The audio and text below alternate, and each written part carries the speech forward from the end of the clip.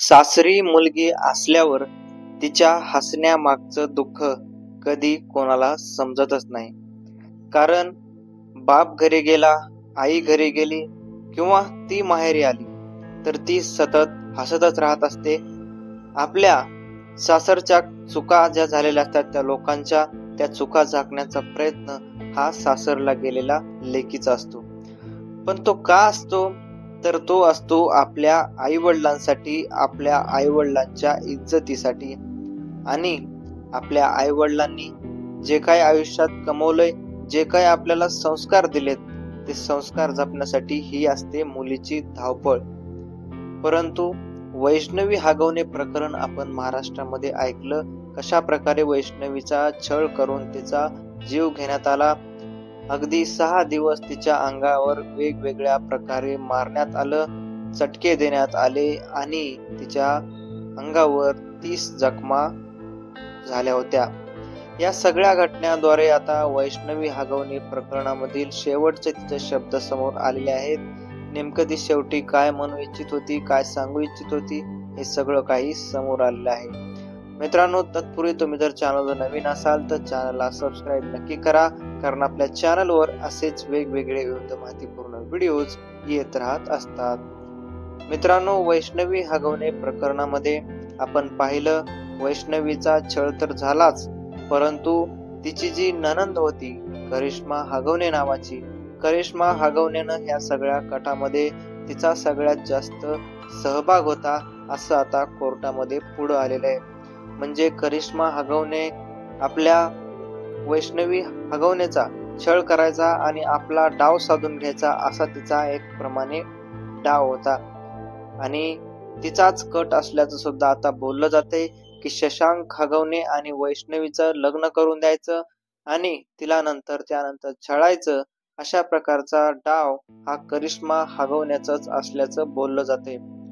कोर्टामध्ये सुद्धा आता करिश्मा हगवणे हीच खरी विलन आहे, करिश्मा हगवणेनंच हे काय सगळं घडून आणलेलं आहे, अशा प्रकारचं समोर आलेलं आहे. परंतु यामध्ये आता तिचा सासरा असेल राजेंद्र हगवणे असेल, तिची सासू असेल लता हगवणे असेल किंवा तिचा नवरा असेल शशांक हगवणे, या सगळ्यावर आणि करिश्मा हगवणे जे काही करिश्मा हगवणेचा जो काही मित्र होता निलेश चव्हाण, याच्यासोबत मिळून मिसळून कशा प्रकारे करिश्मा हगवणेनं मीटिंग घेतल्या आणि त्या मीटिंग मधून आपल्या वैष्णवीला छळायचं तिनं ठरवलेलं होतं. परंतु वैष्णवीचं या सगळ्यामध्ये शेवटचं एक म्हणणं तिचं पुढं आलेलं आहे की शेवटी ती एका मैत्रिणीला सांगत होती, बोलत होती की माझी चूक झाली.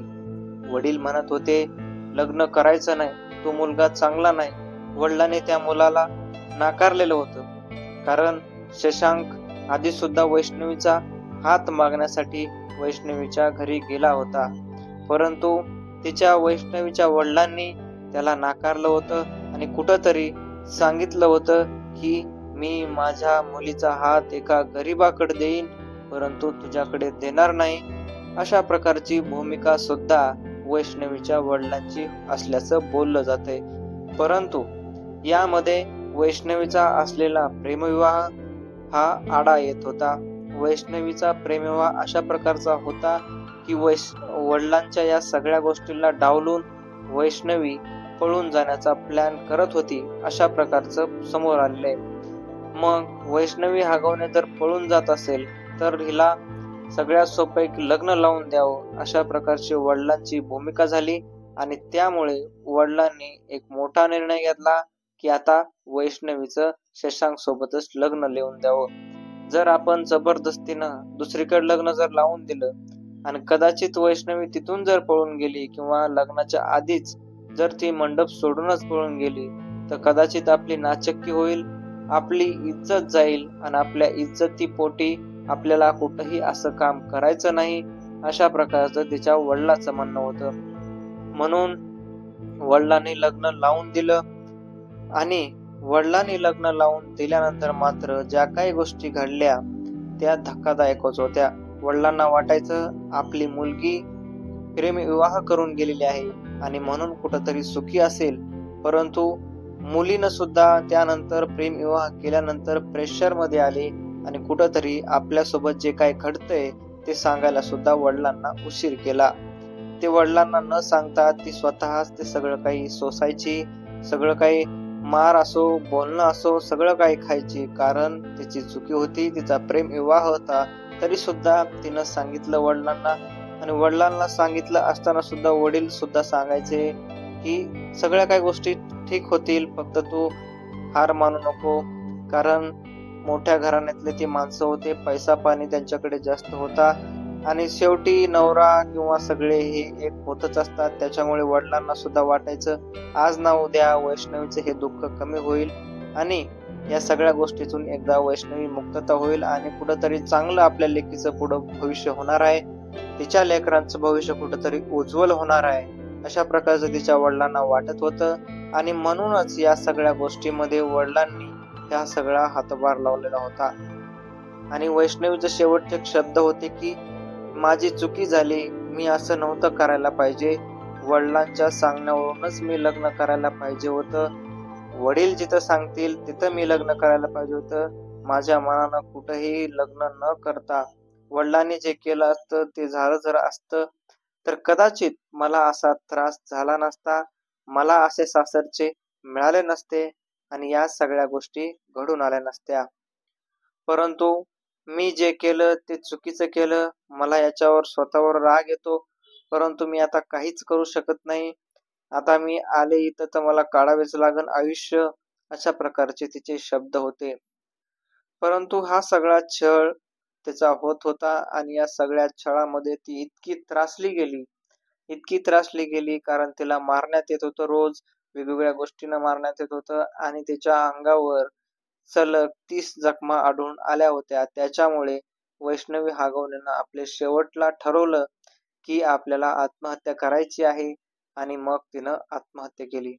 परंतु ही आत्महत्याच आहे की हत्या आहे हे तपासणं सुद्धा गरजेचं असल्याचं डॉक्टरने सुद्धा बोललेलं आहे की तपास यंत्रणांनी तपास करायला पाहिजे. कारण तिच्या अंगावरच्या जखमा बघता नेमकं तिची हत्या झाली की आत्महत्या झाली हे सुद्धा तपासणं गरजेचं असल्याचं बोलल्याचं जाते. ससून रुग्णालयातील डॉक्टरांनी सुद्धा सांगितलेलं आहे की आता तुम्ही तपास यंत्रणांनी तिथे जाऊन तपास करा आणि तपास करून ज्या काही पुढे येतील गोष्टी त्या सुद्धा पब्लिकला, जनतेला कळायला पाहिजेत, अशा प्रकारचं ससून रुग्णालयाच्या डॉक्टरने सुद्धा सल्ला दिल्याचं बोललं जाते. कारण त्याच्या पोस्टमॉर्टम रिपोर्टमध्ये सुद्धा आलेलं आहे की तिला एका रॉडनं मारलेलं आहे आणि तो रॉड सुद्धा पोलिसांनी जप्त केलेला आहे. बऱ्याच गाड्या सुद्धा त्यांच्या घरच्या जप्त केल्यात, बरेच असं जप्त केले, परंतु ते सगळं काही जप्त करून फायदा नाही कारण वैष्णवीचा त्यामध्ये जीव गेलेला आहे. मित्रांनो, तुम्हाला काय वाटते आता या सगळ्या प्रकरणाबद्दल, वैष्णवीच्या या शब्दाबद्दल कमेंट बॉक्समध्ये नक्की सांगा आणि हो, भेटूयात नवीन व्हिडिओमध्ये. तोपर्यंत धन्यवाद.